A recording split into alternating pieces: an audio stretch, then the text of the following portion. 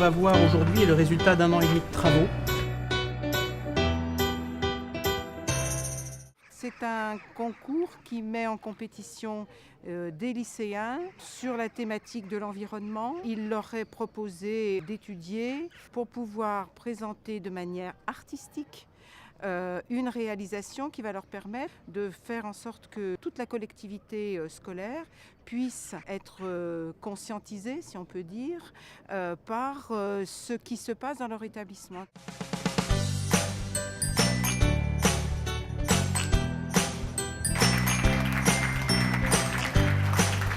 Le leitmotiv, c'était on utilise les compétences de chacun au mieux.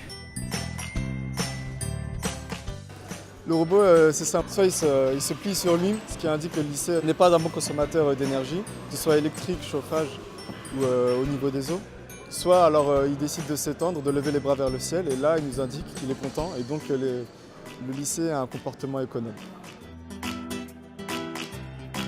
Nous sommes partis sur le principe de recycler, bidouiller, transformer du matériel, principalement issu du matériel agricole, pour créer un objet qui évolue, un visage qui évolue en fonction de la consommation électrique. Nous allons délibérer en nous appuyant sur un certain nombre de critères, principalement un critère de mobilisation des élèves autour d'un projet qui va faire d'eux effectivement des éco-citoyens. Un critère d'esthétisme, puisque dans Fluid Art, il y a aussi le mot art. Un critère technique, c'est-à-dire de faisabilité. Cette boule représente la consommation en électricité du pôle scientifique. Plus elle roule et moins nous avons consommé par rapport à J-7. Les serveurs envoient les informations jusqu'au microcontrôleur qui se trouve dans le sol. Waouh! Tu dis que je suis animé par le soleil?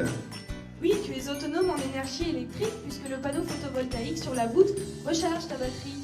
Ce sont 13 capteurs inductifs Schneider qui se chargent de définir la position de ta bouche, tes yeux, tes paupières et tes bras. Donc là on voit que vendredi, il y a beaucoup plus de consommation du fait qu'il y avait de l'activité dans le lycée. EDI est aussi un support pédagogique d'activité pour les élèves de maintenant et les futures promotions à venir.